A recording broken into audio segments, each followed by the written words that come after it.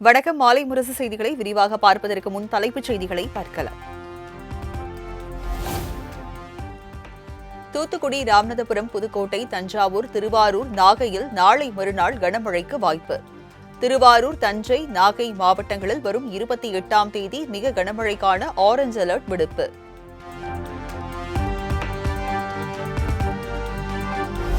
November 29ஆம் தேதி Chennai, Kanchipuram, Chengalpattu, Tiruvallur, Villupuram, Cuddalore, மயிலாடுதுறைக்கு orange alert. Chennai, Kanchipuram, Chengalpattu உள்ளிட்ட 7 மாவட்டங்களில் 30ஆம் தேதி கனமழைக்கு வாய்ப்புள்ளதாகவும் வானிலை ஆய்வு மையம் கணிப்பு.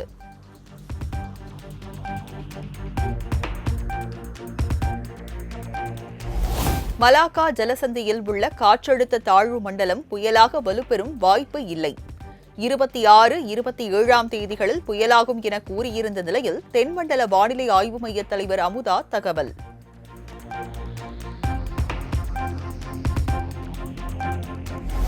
கோதை ஆற்றில் ஏற்பட்ட வெள்ளப்பெருக்கால் திருப்பரப்பு அருவியில் குளிக்க 3வது நாளாக தடை நீட்டிப்பு. தண்ணீர் ஆர்ப்பரித்து கொட்டுவதால் ஏமாற்றத்துடன் ஊர் திரும்பும் சுற்றுலா பயணிகள்.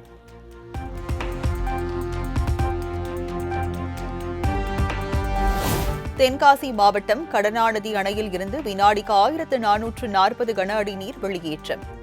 கடனாநதி ஆற்றில் வெள்ளப்பெருக்கு ஏற்பட்டுள்ளதால் மக்கள் எச்சரிக்கையுடன் இருக்க மாவட்ட நிர்வாகம் அறிவுறுத்தல்.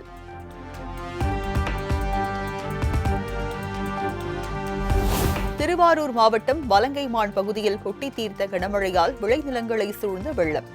சுமார் 5000 ஏக்கர் பரப்பளவிலான தாளடி நெற்பயிர்கள் தண்ணீரில் மூழ்கியதால் கவலையில் ஆழ்ந்த விவசாயிகள்.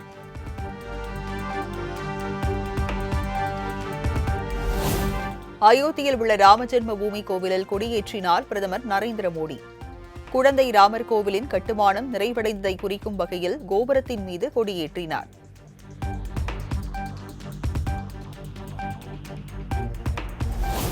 அயோத்தி ராமர் கோவிலில் பிரதமர் மோடி சிறப்பு வழிபாடு. கோயில் நிர்வாகம் சார்பில் உற்சாக வரவேற்பு அளிக்கப்பட்டு கும்ப மரியாதை.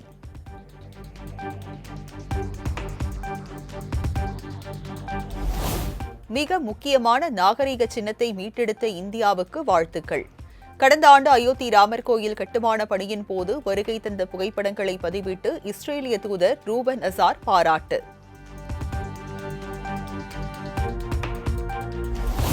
கோவையில் 208 கோடி செலவில் அமைக்கப்பட்டுள்ள செம்மொழி பூங்காவை திறந்து வைத்தார் முதலமைச்சர் மு.க.ஸ்டாலின்.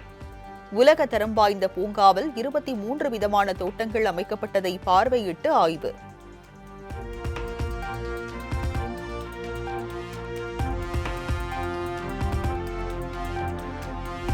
கோவையில் 45 ஏக்கரில் பிரம்மாண்டமாக அமைக்கப்பட்டுள்ள செம்மொழி பூங்கா. ஒவ்வொரு அரங்கையும் திறந்து வைத்து பேட்டரி காரில் சென்று ஆய்வு செய்தார் முதலமைச்சர்.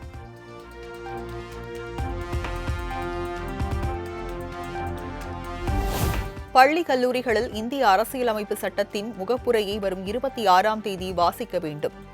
மக்களின் அடிப்படை உரிமைகளை பாதுகாப்பதே அரசின் தலையாய நோக்கம் என்றும் முதலமைச்சர் மு.க.ஸ்டாலின் அறிவிப்பு.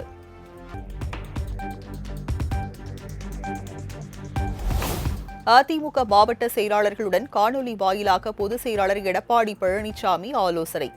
எஸ்ஐஆர் பணிகளை கண்காணித்து வாக்காளர்களுக்கு உதவ வேண்டும் என கட்சியினருக்கு அறிவுறுத்தல்.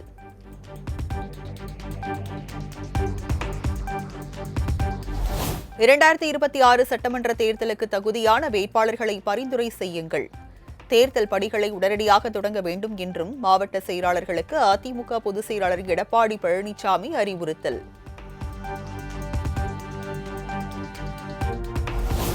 தமிழகத்தில் இருமொழி கொள்கை என்பதில் அரசு உறுதியுடன் உள்ளது. ஹிந்தியை வைத்து மலிவான அரசியல் செய்ய வேண்டிய அவசியம் எங்களுக்கு இல்லை என்றும் அமைச்சர் ரகுபதி திட்டவட்டம்.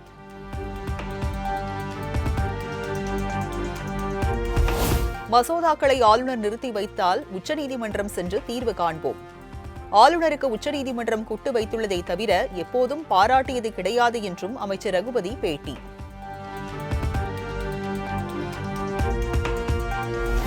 தமிழக அரசு மீது அவதூறு பரப்புவதற்காகவே அனுப்பப்பட்டவர் ஆளுநர் ஆர்.என். ரவி. கமலாலயத்திற்கு செல்ல வேண்டியவர் ஆளுநர் மாளிகைக்கு வந்திருப்பதாகவும் அமைச்சர் ரகுபதி சரமாரி விமர்சனம்.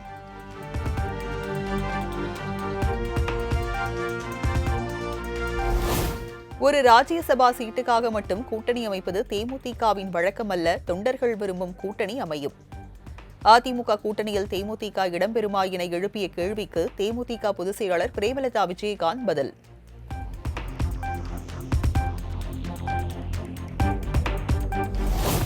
மேகதாது அணையை கட்டுவதற்காக கர்நாடகாவுடன் இணைந்து கூட்டு சதியில் ஈடுபடுகிறார் முதலமைச்சர் மு.க.ஸ்டாலின். தமிழகத்தின் சுயமரியாதையையும் உரிமையையும் காங்கிரஸ் கட்சியிடம் அடகு வைத்தது முதலமைச்சர் தானே என்றும் எதிர்க்கட்சித் தலைவர் எடப்பாடி பழனிசாமி சரமாரி குற்றச்சாட்டு.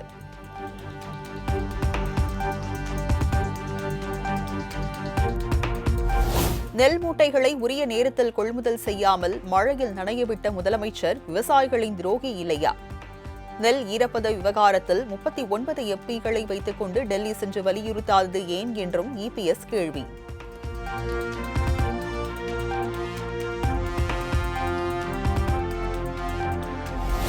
திமுக எப்போதெல்லாம் ஆட்சிக்கு வருகிறதோ அப்போதெல்லாம் தமிழக விவசாயிகள் வஞ்சிக்கப்படுவதாக இபிஎஸ் குற்றச்சாட்டு.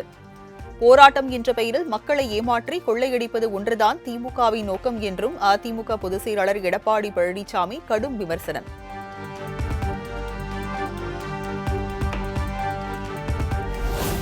வியாழக்கிழமை தமிழக வெற்றிக் கழகத்தில் இணைகிறீர்களா என்ற செய்தியாளர்களின் கேள்விக்கு பதிலளிக்காமல் சென்ற செங்கோட்டையன் கையெடுத்து கும்பிட்டவாறு காரில் சென்னை புறப்பட்டு சென்றார்.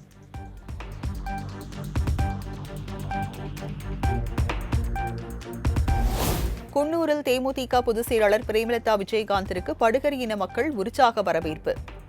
பாரம்பரிய உடையணிந்து நடனமாடி புகைப்படம் எடுத்து உற்சாகம்.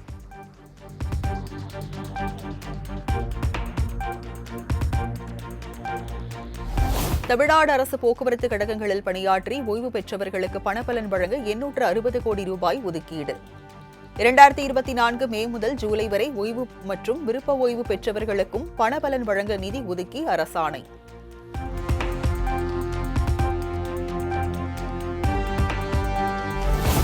ராமதாசுடன் அன்புமணி இணைந்து செயல்பட தயாராக இருந்தால் எனது எம்எல்ஏ பதவியை ராஜினாமா செய்ய தயார். பாமக கௌரவ தலைவர் ஜி.கே. மணி அறிவிப்பு.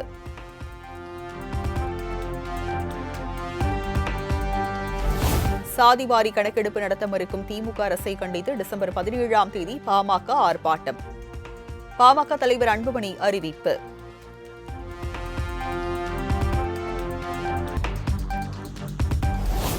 சத்தியமங்கலம் அடுத்து பவானிசாகர் வனப்பகுதியில் இருந்து வெளியேறிய சிறுத்தை.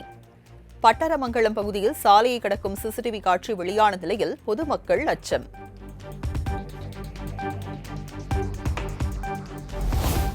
ஆழியார் வனப்பகுதியில் பாறை மீது ஒய்யாரமாக நின்ற காட்டு யானை. மலை உச்சியில் நின்ற யானையை கண்டு துள்ளி குதித்து ஆரவாரம் செய்த மாணவர்கள்.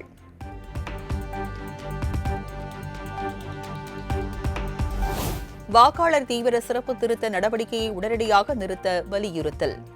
மேற்கு வங்கத்தில் முதலமைச்சர் மம்தா பானர்ஜி தலைமையில் நூற்றுக்கணக்கானோர் பேரணி.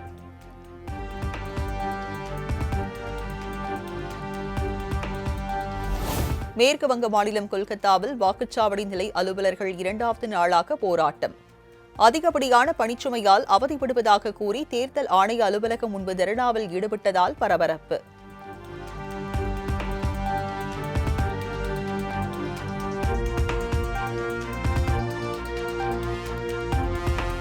குஜராத் மாநிலத்தில் உள்ள கிர் தேசிய பூங்காவில் சாலையில் வலம் வந்த சிங்கங்கள். விலங்குகளை பார்வையிட வாகனங்கள் செல்லும் பாதையில் அணிவகுத்த சிங்க கூட்டத்தை கண்டு ரசித்த சுற்றுலா பயணிகள்.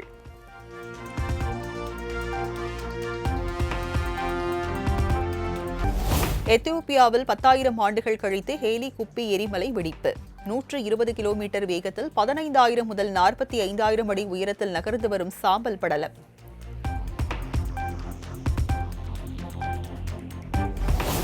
எத்தியோப்பியாவில் இந்தியாவுக்கு வரும் எரிவாயு சாம்பல் படலம் எதிரொலி. முன்னெச்சரிக்கையாக சென்னை மும்பை விமான சேவை ரத்து.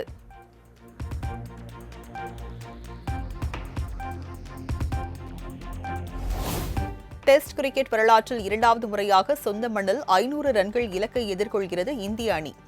கவுஹாத்தி டெஸ்ட் போட்டியை டிரா ஆக்கி படுதோல்வியில் இருந்து இந்திய அணி தப்புமா என ரசிகர்கள் எதிர்பார்ப்பு.